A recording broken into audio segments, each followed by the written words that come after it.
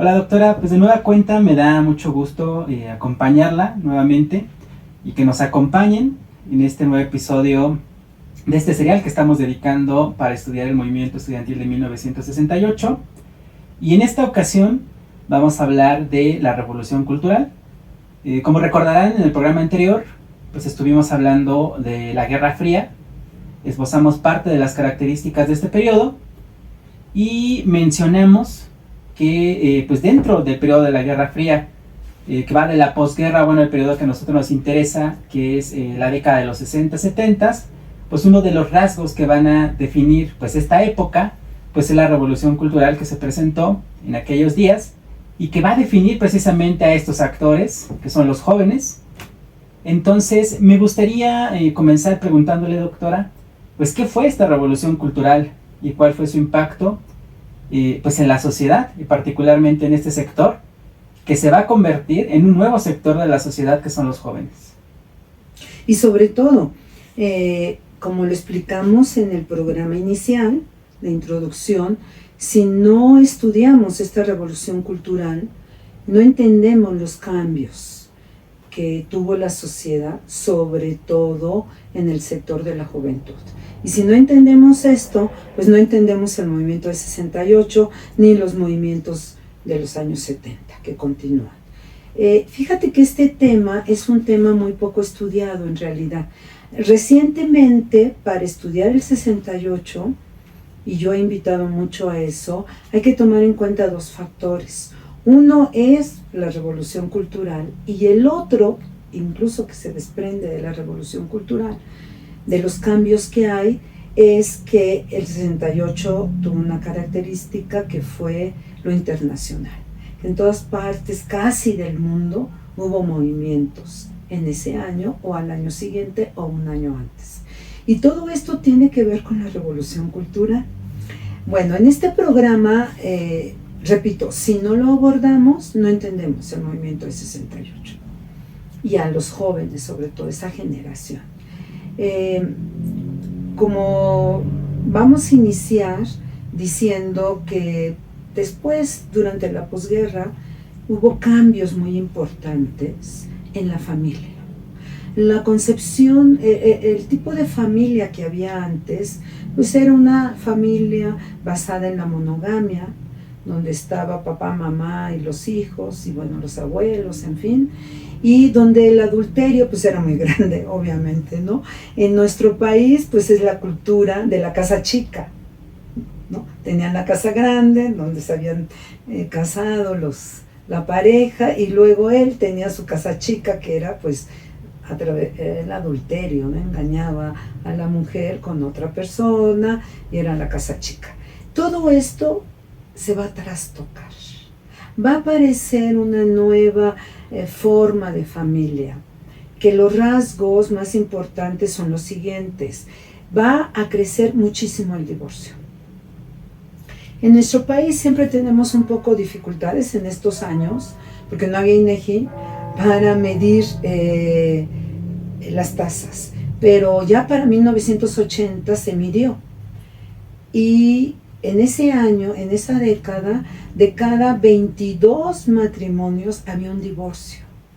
Entonces ya podemos ver el impacto. Claro, lo que ahorita voy a describir en nuestro país tiene un impacto siempre un poquito posterior, pero tiene impacto, desde luego, ¿no? Así es siempre la historia nuestra, que formamos parte del mundo occidental. Estos cambios del mundo llegan un poco desfasados, pero llegan. Entonces cambia este concepto de la familia, y entonces ¿qué vamos a tener? Vamos a tener una familia que se va a caracterizar, una parte importante, por ser monoparental. Es decir, va a haber nada más mujer, la mamá y los hijos. El papá pues se fue por muchos factores, porque la señora ya es autosuficiente, trabaja, puede mantener a la familia, etc.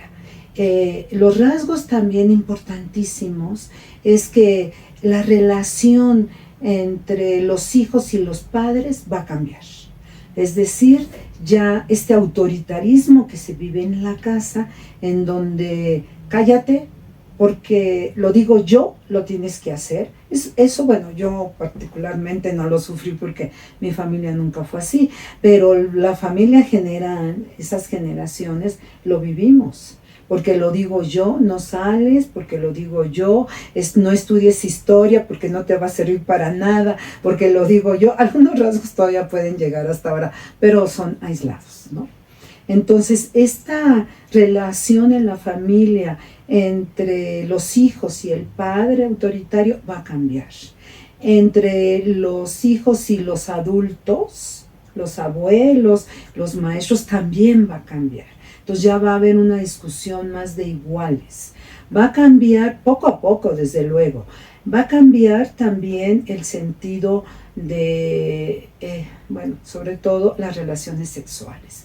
Y entonces esto va a implicar un nuevo, aquella familia tradicional se va a romper totalmente. Y con el desarrollo y la intromisión poco a poco de la píldora, que fue importantísima la píldora, ¿no? Porque métodos anticonceptivos siempre habían existido, obviamente, pero la píldora tiene una eficacia muy importante, que por cierto la descubre un mexicano, pero bueno, la comercializan no los mexicanos. Entonces cuando se descubre la píldora, pues ya se acerca mucho a una nueva familia, en el sentido de que ya puedo yo casarme libremente porque quiero, no porque tuve relaciones sexuales, y cambia también el concepto de la procreación, porque como era antes, por los hijos que Dios me dé, ¿no? Voy a tener los hijos que Dios me dé. No, ahora es los hijos que yo quiero, porque afortunadamente tengo la píldora para el control natal. Y eso también va a cambiar, va a haber una revolución muy importante a través, que va a implicar, decía yo, las relaciones sexuales por la píldora, pero también las relaciones homosexuales van a cambiar. Todos estos cambios se dan paulatinamente, es un proceso como es siempre en la historia. Los grandes cambios, el surgimiento de un fenómeno, en este caso cultural, pues es paulatino. Y entonces vamos a tener una familia que va a tener una concepción distinta en la sociedad. Y esto desde luego, bueno, después va a aparecer otro fenómeno muy importante, que es la droga. Aquí estamos hablando básicamente de la marihuana, básicamente. Y luego vienen el LSD y aquellos químicos, ¿no? O los hongos en el caso nuestro, ¿no? Cuando van a ver a María Sabina y a Nautla. Bueno, entonces, esto va a modificar a la familia, que es importantísimo tenerlo claro. En Europa vienen los divorcios más pronto que en México, ya di yo una cifra para el año 80. Esto es desigual, pero es un fenómeno que ya está ahí. Ya la familia tradicional, como una familia de tantas que recomendamos en el programa anterior, ya tiende a cambiar. Ahora bien, ¿cómo afecta todos estos cambios al joven? Eso es lo que nos interesa, al joven del mundo occidental, básicamente, aunque también al mundo oriental puede llegar la influencia. ¿Cómo va a afectar? Eso es pues lo que ahorita nos interesa justamente, porque va a haber de esta revolución cultural, justamente dice Hobsbawm, yo me estoy basando en Hobsbawm, porque como he dicho, esta revolución cultural a nivel internacional y a nivel de nuestro país, desafortunadamente, no está muy investigada todavía, ¿no? Los estudiantes cada vez están más interesados en estudiarla, entonces esto es muy importante porque vamos a tener más elementos para comprender aquella época desde el punto de vista de esta revolución cultural. Entonces dice Hobsbawm, la matriz de esta revolución cultural son los cambios en la juventud. Esto es fundamental y es lo que nos interesa a nosotros porque vamos a estudiar un movimiento de jóvenes de clase media, básicamente urbana, media un poquito alta. En ellos, ¿cómo empezó? ¿Cuáles son los rasgos de esta matriz, como dice Hobsbawm, de la revolución cultural en los jóvenes? Bueno, en primer lugar o en segundo lugar, no sé bien el orden en que lo establece, la juventud es una etapa de pleno desarrollo humano. Y es una etapa transitoria. Y es una etapa en donde empieza de los 14 años, que ahí vamos a tener a los del movimiento de 68 desde las prevocacionales, que son secundarias. Y en Francia fue la escuela secundaria la que mucho participó en la huelga del Mayo francés. Entonces, desde los 14 años hasta los 28. Ya tener 30 años, como dice Hobsbawm, ya era cuesta arriba la situación, ya era un viejo a los 30 años. Tú ves, por ejemplo, los dirigentes mayores del 68 tenían el más grande 28 años, no más. Era de jóvenes. Y los jóvenes querían dirigirse por jóvenes. Ya habíamos comentado en el programa anterior cómo el mundo lo dirigían puros viejos, que se nos había olvidado Ho Chi Minh, que estaba dando la batalla contra los gringos, pero todos eran viejos menos Fidel Castro, que en esta época, en 68, tiene 32 años. Entonces la juventud, viene un nuevo concepto. La juventud es, en esta temporalidad, es el desarrollo pleno del hombre, y además, esto es muy importante, Daniel, que tenemos que reflexionar, y tú me vas a ayudar porque conoces mucho esa época y aspectos culturales. El asunto de el héroe. Aquí va a surgir el concepto de este héroe juvenil que muere en plena juventud, porque como la concepción es que es transitoria, yo creo que si hacemos una encuesta con mis compañeros, que algunos tienen mi edad, otros son más grandes que yo, obviamente, ya más chicos, pues podrá haber 1 o 2 años más chicos, si pensaban llegar a la edad que tenemos. Yo creo que te van a contestar que no. Nunca imaginamos llegar a ser adultos, porque éramos parte de ese mundo, era transitoria nuestra permanencia aquí, y sale una figura relacionada con esta revolución cultural, que es el héroe, que es el romanticismo más grande que va a haber después del romanticismo europeo del siglo XVIII, de esta novela famosísima pues la expresión del romanticismo, que se suicida por una mujer, bueno, ahorita se me olvida el autor y el nombre de la novela, no importa, pues así sucede, pero al rato me va a regresar. El asunto es que aquí tenemos figuras muy importantes, como este actor de cine. James Dean. Exactamente. El actor, el estrella en aquella época, muere muy joven y muere de drogas, obviamente. Pero también tenemos una mujer, porque aquí incorporamos hombres y mujeres, que es justamente Janis Joplin, ¿no?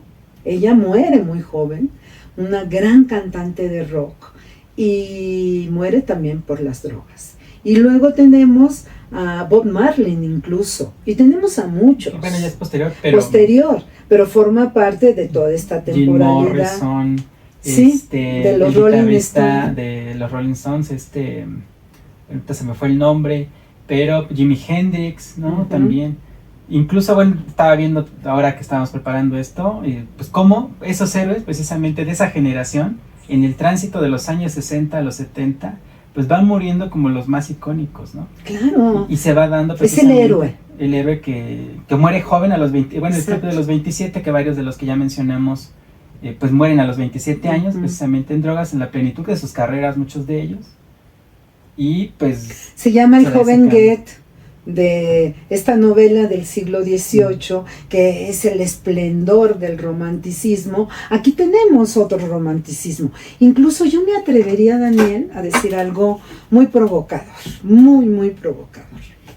Que tomando en cuenta este rasgo del héroe y otros rasgos que después mencionaremos, pues ahí tenemos la figura para los comunistas, socialistas y la gente de izquierda del Che Guevara. ¿Sí? Por eso también se hizo un ícono, claro, entre la gente más politizada. Los otros no, los otros es en general entre la juventud moderna, ¿no? Sí, que además pues tienen al rock. Esta es otra característica muy importante. ¿Cómo surge el rock? El rock contribuye a la universalización o internacionalización de la juventud. La juventud en el mundo occidental de aquella época va a escuchar la misma música, gracias al radio, que bueno, ya tiene varios años de haberse inventado, y entonces ya vas a unir a los dos polos, ¿no? Que estábamos hablando de este mundo bipolar de la Segunda Guerra Mundial, de la Guerra Fría, al capitalismo y al socialismo, los vas a unir. Los vas a unir a través del rock. El rock es irreverente. El rock propone una nueva forma de expresarse de los jóvenes que van en contra de los valores de esa sociedad conservadora. Entonces el rock juega un papel fundamental. Y por eso otra característica que tiene esta revolución cultural es como en estos años la industria discográfica se va a las nubes, enriquecen a todas las disqueras más importantes y los jóvenes son los que consumen, porque son jóvenes de clase media alta que tienen poder adquisitivo. Acuérdense que estamos en los años dorados en todo el mundo, y entonces compran el LP grande, el chiquito, luego en las estaciones de radio los ponen, y eso llega a todo el mundo. Y bueno, también aquí recalcar el papel de las mujeres en esta nueva sociedad de consumo, porque eran las mujeres las que consumían mayoritariamente desde ropa, grabaciones de rock, los LPs, pero se explica también por el factor económico de la edad de oro del capitalismo, bueno, en esta época, porque muchas de ellas y de estos jóvenes comienzan a trabajar ya y encuentran un empleo con el cual pueden solventar precisamente estos gustos, claro. Y las mujeres incluso en esa época ganan más que los hombres. Y sobre todo, quizá en México no tanto, pero en Europa y en Estados Unidos sí, los jóvenes van a trabajar especialmente en la nueva industria que está por surgir, que tiene IBM, que tiene que ver con las nuevas computadoras. Y ellos son muy hábiles, como ahorita, ¿no? Los niños le enseñan a uno los teléfonos celulares. En aquella época eso también le daba superioridad o igualdad con respecto a los padres. Los padres no entendían nada. Incluso de los estos productos de la casa nuevos que hablábamos, de la lavadora, de la aspiradora, en fin. Una cosa parecida a lo que está surgiendo ahora, pero ahora son los niños los que nos enseñan a nosotros. Nuestros hijos no, nuestros nietos sí. Bueno, entonces qué bueno que dices la mujer, porque en esta revolución cultural tiene dos vertientes. Voy a hablar de la primera, es la populista. Y entonces en la revolución cultural surge el populismo en el sentido de que se van a apropiar de la vestimenta de los trabajadores. Y entonces va a surgir, yo me vestí hoy especialmente porque sabíamos que íbamos a grabar este programa, de mezclilla. La mezclilla entra al mundo de los jóvenes. Era el uniforme de los obreros, la mezclilla, porque era más barata. Por esa razón, ellos se la apropian, pero no solamente se apropian la mezclilla, por eso dice Hobsbawm, el giro populista, porque se van a apropiar también del lenguaje, de las clases populares, de la música. Ahorita vamos a hablar de eso, de la música también. Se trata de apropiarse de estos códigos y de estos símbolos de los trabajadores. Y hay muchísimos ejemplos, por ejemplo, la samba misma en Brasil. Luego hablaremos un poquitito de México en este momento, en este programa. Y en el caso de las mujeres, ¿cuál es la revolución? No solamente es la mezclilla, sino es una cosa muy importante que a lo mejor las jóvenes de hoy no nos van a creer: el uso del pantalón. El uso del pantalón no era empleado de mezclilla o no de mezclilla. Yo recuerdo, por los comentarios en mi barrio y en mi casa misma y en mi familia, el escándalo que se armó cuando en el entierro de Jorge Negrete, que fue en 1953, sí. Si mal no recuerdo, llega de pantalón su esposa María Félix, y no era mezclilla. Entonces el gran escándalo que se armó en la sociedad mexicana, que siempre ha sido muy conservadora. Y entonces yo recuerdo, bueno, esto sí sale del script que traía, porque eso es lo bonito de estas cosas que uno va improvisando también, que en el caso nuestro de México, recuerdo yo muy bien que el uso del pantalón se generalizó entre los estudiantes después del 68, no fue antes. Y no era mezclilla necesariamente, la mezclilla después entra más barata, ¿no? Sino el pantalón con otro tipo de terlenca, de otras telas más baratas. Entonces, en el caso de la mujer en general, todas, pensando por ejemplo en Francia, porque aquí estamos hablando a nivel internacional, porque esta revolución tuvo esas características, en el caso de Francia, por ejemplo, todas las casas de moda, ¿no? Las grandes casas, los grandes modistas, pues también tuvieron pérdidas, porque estas jóvenes sí tenían dinero, como bien dice, ya empezaban a trabajar, porque no había desempleo en esa época en algunas partes del mundo, y entonces no querían ya la ropa de moda, porque había que vestirse como los trabajadores, como las obreras también. Entonces ese es un fenómeno en todo el mundo. Ahora, en los países socialistas, pues esto estaba prohibido, porque efectivamente la mezclilla pues era para los obreros, y los jóvenes pues la querían, porque esto rebasa fronteras. Es que la cultura lo tenemos que entender siempre. Cualquier expresión cultural rebasa fronteras. Y esto es lo bonito de estudiar la revolución cultural de estos años. Y la matriz juvenil, que es la que ahorita estamos viendo. Entonces ya llevamos el rock, los jóvenes se internacionalizan a través de la radio, en el gusto por el rock and roll, en el gusto por esta vertiente populista. Y lo más importante, bueno, todo es importante desde luego, es lo iconoclasta. Los jóvenes de estos años van a ser profundamente iconoclastas, van a estar en contra de todos los símbolos de la vieja sociedad, van a estar en contra de todos los valores de esa vieja sociedad donde han crecido, y van a hacer, y yo pienso, voy a hacer una confesión a nuestros escuchas, que yo no he dejado de ser iconoclasta, y este es mi problema a veces. Yo no me puedo quedar callada, y menos frente a la autoridad, porque este es el símbolo. No quedarnos callados frente al sistema, frente al régimen político que de paso nos está reprimiendo, pero ya lo veremos eso más adelante.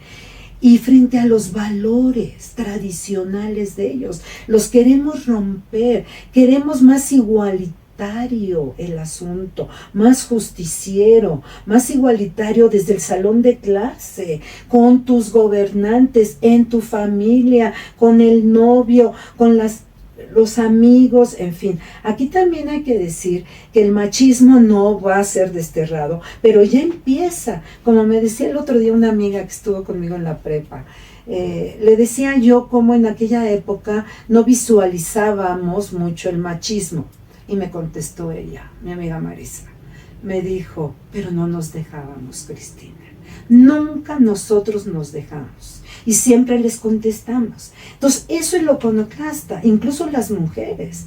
Aunque no éramos muy conscientes de todo lo que ahora, porque no había derechos para las mujeres, como se dice ahora, no estaban visibles, ¿no? Estaban invisibilizados, lo sabíamos nosotros y protestábamos a nuestra forma.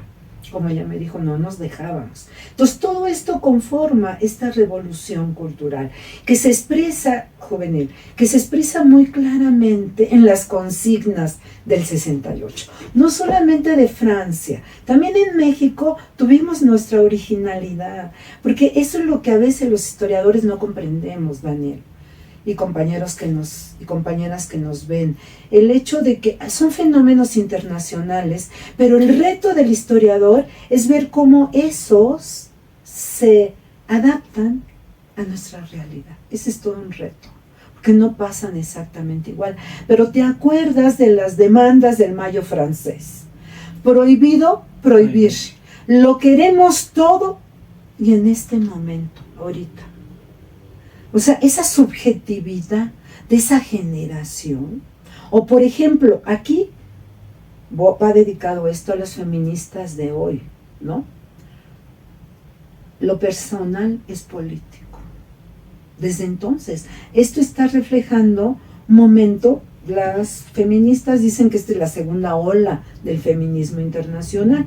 Bueno, es un momento importante. El 68 trajo un momento muy importante en el feminismo, en el estudio del feminismo. Todo cambió, ya después lo comentaremos. Todo cambió para nosotros, lo cotidiano en el salón de clase.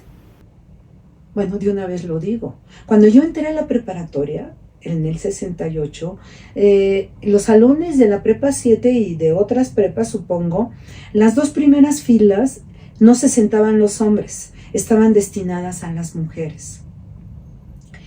Claro, en aquella época la proporción entre mujeres y hombres no es como ahora. Yo ahora tengo 50-50, o a veces tengo más mujeres que hombres en mi salón de clase. En aquella época no, eran más hombres los estudiantes, en general y más en el bachillerato. Bueno, entonces las dos primeras filas no se sentaban los hombres, nada más las mujeres. Cuando regresamos de la huelga, se rompió eso. Ya te sentabas donde encontrabas lugar. Y si no había lugar, porque teníamos salones muy grandes, en el suelo. Ya no te daban el asiento. Fíjate, una cosa tan sencilla como eso, cómo está reflejando un cambio. Cómo el 68 tuvo cambios de esta naturaleza culturales que nosotros queríamos. Algunos decían, híjoles, que ya no estoy de acuerdo porque tan a gusto que estar sentado en una banca y hasta adelante. No, ahora piso y nos sentamos, nadie te daba el asiento de los compañeros, ¿no? Se acabó lo que mi generación decía de la caballerosidad de los compañeros. Eso se terminó. Bueno, ya cierro ese paréntesis y me regreso. Entonces, esto es un rasgo muy importante, porque hay cambios de valores. Quieres transformar el mundo, ¿no? Y decía yo, pues, de estas consignas, que en México también, frente al régimen que teníamos, a la situación nuestra, pues también inventamos una cantidad de consignas que expresan eso. Un sentimiento de los jóvenes, no solamente de cambiar el mundo, sino cambiar todas las relaciones que ya estaban empezando a cambiar. Entonces es impugnar toda aquella sociedad. Pero el 68 lo que va a demostrar es que no queremos esas, pero tenemos propuestas, porque tenemos ideologías. Las ideologías, a pesar de esta división del capitalismo, el socialismo, la democracia, el comunismo, el socialismo, pues aquí, y sobre todo en el movimiento, ya lo vamos a estudiar, hay muchos partidos políticos de todas las vertientes de izquierda, maoístas, trotskistas, espartaquistas, comunistas, etcétera, socialistas, demócratas, otros que no tienen una ideología muy definida, pero quieren, porque tienen ya estos códigos nuevos, quieren cambiar el estado de cosas, quieren libertad, quieren justicia, quieren igualdad, quieren que se les escuche. Esta es la parte radical, digamos, de esta revolución cultural que se va a expresar en todos los movimientos del 68 en el mundo. Como dice, bueno, y la droga, desde luego, ¿no?, que tiene un papel muy importante, porque como dice Hobsbawm, es que la droga está hablando sobre todo de la marihuana, que es por donde inicia este consumo masivo y sobre todo a los jóvenes. Pero Hobsbawm dice, en aquella época era muy difícil dividir, ver la frontera entre fumar marihuana y poner en París una barricada, o en México, diría yo. ¿Dónde está la frontera? ¿No? Porque era esa, porque la droga, sobre todo la marihuana, era una droga, como todas, prohibida. Entonces lo que quiere el joven es prohibido prohibir. Y la voy a consumir porque está prohibida. Y me voy a ir a la cárcel, no por estar impugnando al régimen, sino porque fume marihuana, como es el caso de la vertiente contracultural, que se va a desarrollar también en todo el mundo y en nuestro país también, que es el tema que abordamos hace unos días en el programa de Macio Sare del canal 11 y 22, que es muy importante la contracultura, porque si la cultura y esta revolución cultural no está estudiada lo suficiente en nuestro país, ni en el mundo, pues la contracultura menos. ¿Qué es la contracultura? De una vez voy a aprovechar. Bueno, quiero decir y subrayar muchísimo que estos cambios no se dieron al mismo tiempo en todo el mundo, pero sí se expresaron ya en el 68, en todo el mundo, y desde luego en la década de los 70 también es una continuación. Entonces, eso que nos quede muy claro, y por eso damos revolución cultural y la matriz juvenil, si no, pues no entendemos el movimiento del 68. Habíamos dicho que para Hobsbawm, la clase pasada yo les di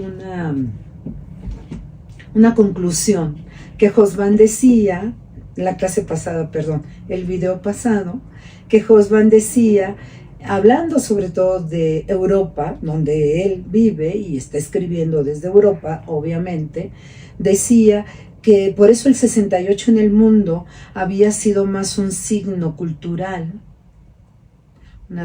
que un factor político o económico. Que les dijimos, ¿ustedes qué opinan? Bueno, van a seguir opinando más adelante porque todavía no estudiamos el 68 en México como movimiento, como nuestro objetivo de nuestro curso. Pero yo creo, adelantándome, que justamente en México sí tuvo implicaciones de carácter político, sin quitar lo cultural. Lo cultural ahí está en cada uno de nosotros, como lo he tratado de describir. Ahí queda. Somos una generación que está atravesando. Bueno, y luego viene la minifalda, ¿no? Ya no es la mezclilla y la minifalda y en fin, la minifalda sí no es de los trabajadores, pero bueno, se pone en la moda, y también los jóvenes, porque los padres quieren que las hijas se vistan hasta el tobillo, y las calcetas en la secundaria, ¿no? No podías doblarte las calcetas hasta la rodilla. Fíjate todo lo que cambia. No, ahora los niños supongo que ya pueden ir sin calcetas, ¿no? Con calcetines, para que se vea la pierna, ya pueden ir con pantalones. Las niñas, ¿no? En aquella época, la escuela mexicana es profundamente autoritaria, cuando menos yo siempre fui a una escuela pública, y siempre fue muy autoritaria, la primaria y la secundaria. No, la prepa, pues ya me tocó el 68, ya me tocó suelo, después el movimiento en lugar de silla, pero bueno, y la minifalda, desde luego. Pero yo quiero que quede muy claro algo, porque me dio la impresión que en el programa de Macio Sare no quedó muy claro que esta revolución cultural, que obviamente se desarrolla mucho a la música con todos estos grupos que todos conocemos, internacionales, los Beatles, los Rollins, antes Elvis, Polanca, ayúdame, los Rollins, pues The Who, The Kings, bueno, en el caso internacional, exacto, pero en sí. México, pues los Teen Tops, los Rebeldes del Rock. Los Rebeldes del Rock, los Yaquis. O sea, fue una Johnny Laboriel, después cuando Enrique Guzmán, César Costa, bueno, entre los Julissa, claro, eran parte de este rock, ¿no? Este irreverente de los copetes, el pelo largo, todo eso es parte, muy bien. Pero el 68, que vivió eso, todos estos cambios, era un movimiento profundamente politizado. Muchos conscientemente, había un activismo político increíblemente desarrollado por la época, ya dijimos, la Revolución Cubana, la Guerra de Vietnam, la lucha y todos los partidos que había en la universidad, de todas las corrientes políticas, la discusión, la politización. Era intenso ese asunto, la lucha contra el imperialismo norteamericano, etc. Y entonces sí había una alta politización. Eso también es difícil entenderlo el día de hoy. Y también yo creo que subrayar que no solamente era dentro del ámbito urbano de la Ciudad de México, porque hubo otras movilizaciones, por ejemplo, en Michoacán, Sonora, en Chihuahua. Claro, porque el movimiento estudiantil fue nacional, que eso lo vamos a estudiar. Lo que pasa es que estaban de vacaciones, porque en aquella época, creo que ya lo dije, había 2 calendarios escolares, por el calor y el frío. Entonces, la Ciudad de México teníamos el calendario A, que entrábamos en febrero, y salíamos en noviembre. Y el calendario B, que en verano, cuando se hizo el movimiento de 68, fue en verano, y una parte de otoño donde viene la represión, estaban ellos de vacaciones. Entonces se incorporan en septiembre, un mes antes prácticamente de que el movimiento terminara. Pero sí fue nacional el movimiento de 68. Qué bueno que haces esa acotación, Dani, te lo agradezco, para no quedarnos con la idea como esto de la revolución cultural pues afectó a todos los jóvenes, no solo a los de la Ciudad de México o no solamente a los urbanos, más a los que trabajaban en centros vivían en las ciudades, claro, ¿no? Pero también de alguna manera en el campo.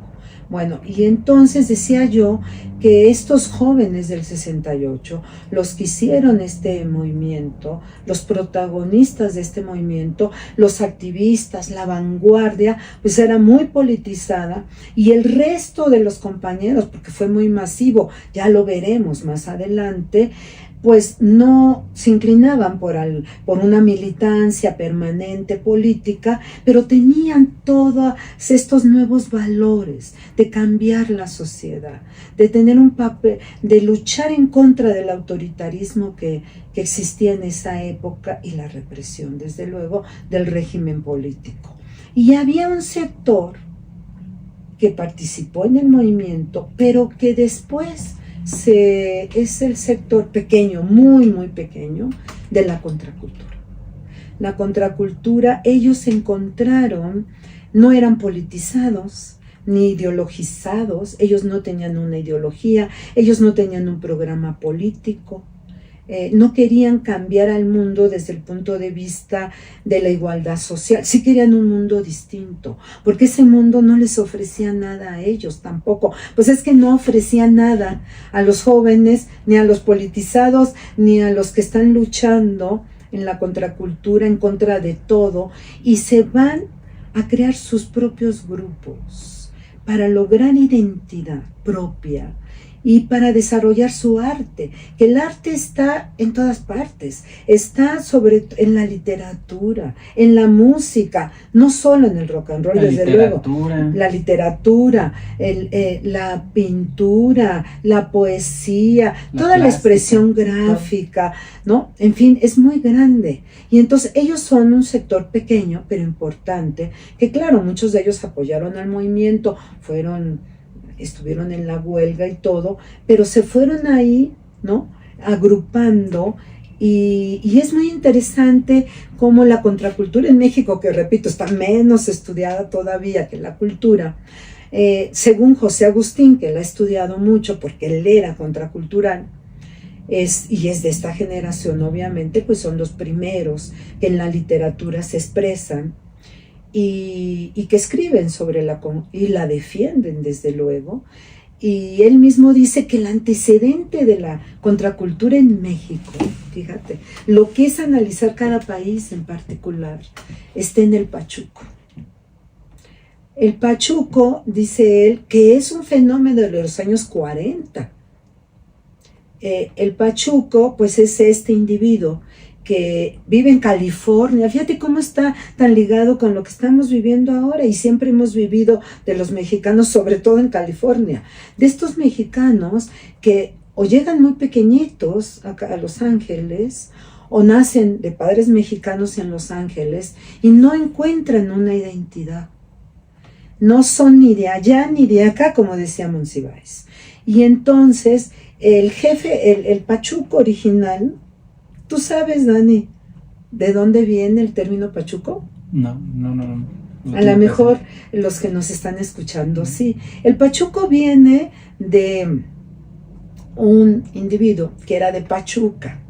Había llegado a los 2 años a Los Ángeles y tenía una pandilla él. no se adaptaba, porque ese sistema pues no tenía menos que ofrecerles a ellos.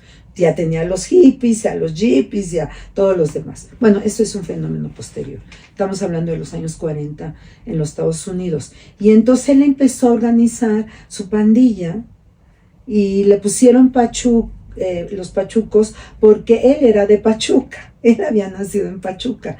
Y eran pues de barrio, de pandilla, y ellos tomaron del jazz negro, de los jazzistas negros, la vestimenta. Y entonces hicieron sus canciones, su lenguaje, su caló. Se apropian, desarrollan un propio lenguaje, todos los de contracultura también. Y entonces se desarrollaron muchísimo ahí en Los Ángeles porque agruparon a todos los jóvenes que estaban en la misma situación y que ese sistema no les daba nada, porque como eran de origen mexicano o mexicanos, los superexplotaban, los discriminaban como siempre han discriminado a los mexicanos. Y más en aquella época que había menos, bueno. Y entonces ellos necesitaban buscar estas identidades, estos códigos propios de un grupo. Y así nacieron los pachucos. Y cuando se vienen a México, porque aquí vive su familia, los rechazan. Y sobre todo los sectores blancos y altos de la sociedad, hoy mismo rechazan a Tintán, porque Tintán protagonizó al pachuco. Su vestimenta, su habla, todo. Él es el que llevó al cine al pachuco, principalmente, y no les gusta porque qué horror, ¿no? Sí, las clases medias altas, no, pero eso dice el mismo José Agustín. Estoy glosando a José Agustín, yo no he estudiado la contracultura. No se los recomendamos, ¿no? Les vamos adelantando. Sí, se los vamos a recomendar. Dice José Agustín que es el antecedente del chicano. Y después serán los antecedentes de estas bandas que todavía están ahí en Tijuana, muchos que es de contracultura. Y luego pues se desarrollan mucho los hipitecos, ¿no? Aquí en México que adoptan, pero por necesidad también de identificación, porque el sistema los rechaza y ellos no quieren cambiar al sistema. Esa es la diferencia con nosotros. No, nosotros hasta el día de hoy queremos cambiar el sistema. Y ahí vamos, ahí la llevamos, ¿no? Han cambiado mucho las cosas, afortunadamente. Bueno, pero otras faltan por cambiar. Pero ellos no quieren cambiar, entonces por eso se agrupan. Y por eso se expresan. Pero como yo lo dije en Maciosare, ¿la contracultura es un asunto de los años 60, 70? No, está presente hoy. Igual, tienen otras expresiones gráficas, el graffiti. ¿Está nada más en México? No. En Estados Unidos, en Latinoamérica, es fuertísima la contracultura.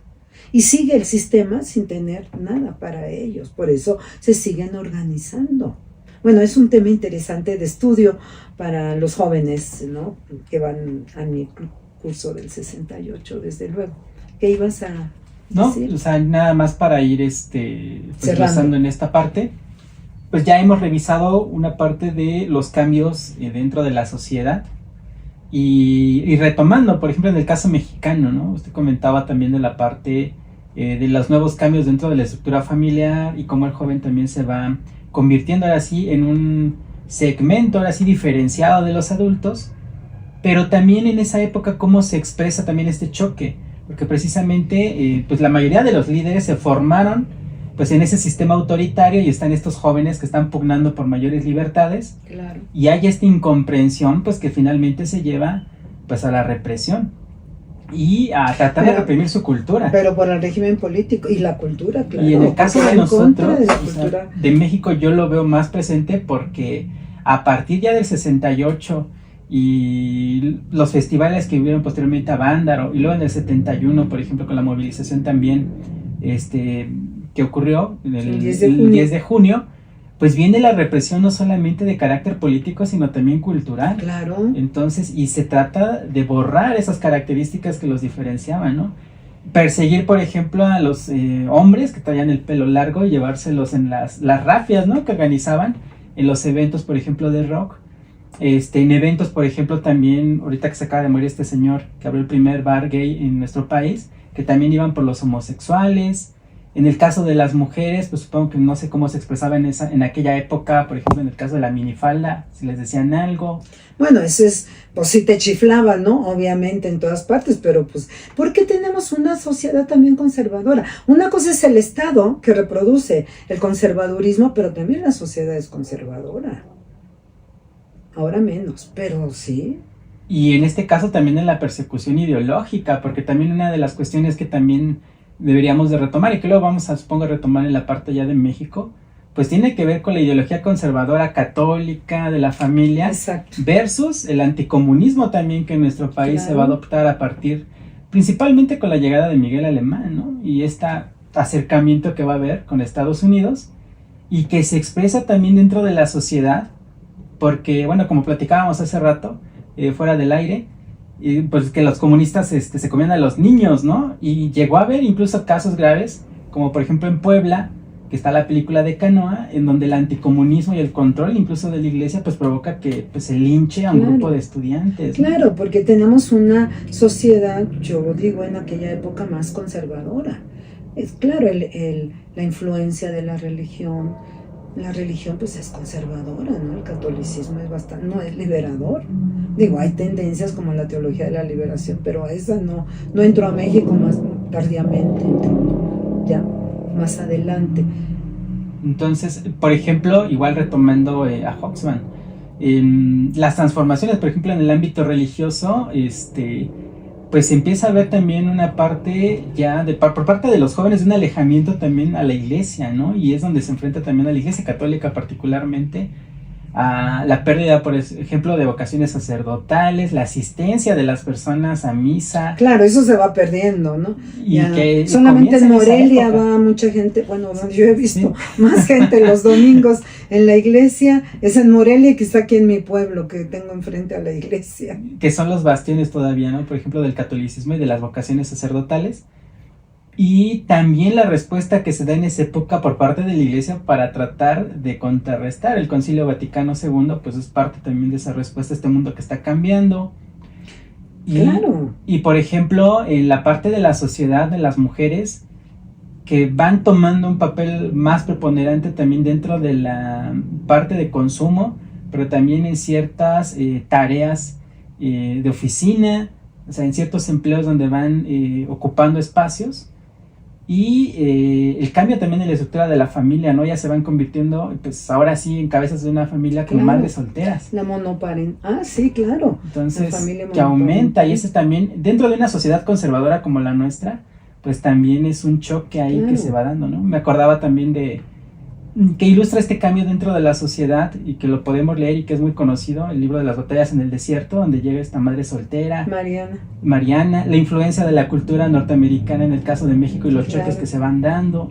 Entonces, pues yo creo que es un libro que todo el mundo conoce, ha leído o va a leer, que es como de regla, ¿no? De José Emilio Pacheco. Sí, claro. Y bueno, y reforzar que si no comprendemos estos cambios en la juventud, que tienen que ver en todas estas concepciones y prácticas que hemos aquí tratado de describir de manera general, pues no entendemos cómo el joven de aquella época pues es totalmente irreverente, iconoclasta, quiere vivir en una sociedad distinta. Eso es lo importante.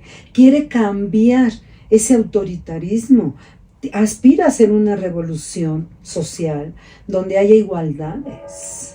En ese momento, en el 68, pues no plantea una revolución, ya veremos el pliego petitorio del movimiento, pero eso es lo que aspira, esa es la época, y tiene todos estos cambios culturales de que yo soy igual que la autoridad, me tiene que escuchar, todos estos valores que van cambiando, y que quiere que cambie en la sociedad, y que cambie sobre todo esta sociedad autoritaria, arbitraria, antidemocrática, represora y sobre todo la desigualdad social, que ya era evidente en nuestro país y que se va a profundizar más en las décadas posteriores.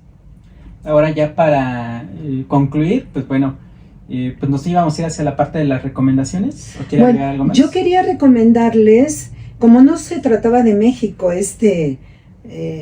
Hobsbawm obviamente, ¿no? Ya tiene la recomendación de la historia del siglo XX, que está digitalizado y que hay que leer este capítulo nada más. En el caso de México, para la contracultura, pues hay también digitalizado un texto, ojalá que lo ubiquen, que se llama La Revolución Contracultura. No, La Contracultura en México, de José Agustín, un texto muy pequeño, donde explica muy claramente lo que fue la contracultura en estos años.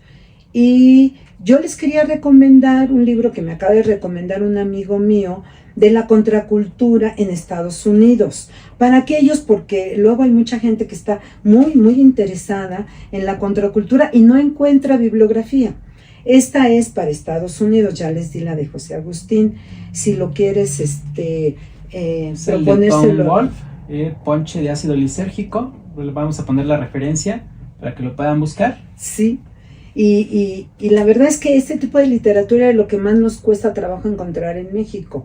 Pero bueno, estaba destinada a aquellos interesados. Es que en mi curso del 68 he encontrado muchos estudiantes interesados en la contracultura en México, porque no tenemos de veras muchos trabajos sobre eso y bueno, les llama la atención. Y la contracultura, como decía Carlos Martínez Rentería, un escritor periodista de la contracultura, fallecido hace como 2 años, la contracultura en México sigue viva, obviamente, eso dice él, ¿no? Y creo que sí, si uno va caminando, ¿no? Ve todos los grafitis y está presente ahí, entonces hay que estar conectados con nuestro presente. Perfecto, pues les agradecemos, vamos a continuar con este serial, los invitamos pues nuevamente. La próxima sesión, para que lo tengan presente, nuestro amable público, será sobre el 68 en diversos países del mundo. Les vamos a dar aquí un panorama. Vamos a empezar por Francia, porque pues es el icono del 68. El mayo francés. El mayo francés. Y luego nos vamos a varios países. Claro, vamos a tratar de ver desde ahí, desde ese análisis, un poquito las diferencias y las similitudes con México, aunque todavía no analicemos México. Perfecto. Entonces, pues bueno, los esperaremos en el siguiente episodio de este serial. Y de nueva cuenta, pues invitarlos para que lo compartan, para que nos hagan preguntas. Bueno, a la si nos diga si les interesa, si parecen adecuado, o si de plano le paramos, si no les interesa, pues ojalá que nos escriban. Pues esperemos que sí, y recuerden igual suscribirse al canal de YouTube, todavía para el presente, seguir a la doctora en su Instagram, lo pueden encontrar como Cristina Gómez, también me encuentran como Daniel Guzmán, y pues bueno, pues esta invitación reiterada a compartir, porque pues si no, lo que queremos es que esto pues llegue a más personas, y también pues recibir esa retroalimentación. Entonces pues les agradecemos por escucharnos nuevamente, por vernos, doctora, pues muchas gracias. Gracias a ti, Daniel, no sabes cómo disfruto dar clase, disfruto estos videos muchísimo. Creo que son necesarios, porque de repente se olvida. Perfecto. Pues muchas gracias, los esperamos en el siguiente. Hasta la próxima. Aquella época es la que se olvida. Bueno, gracias.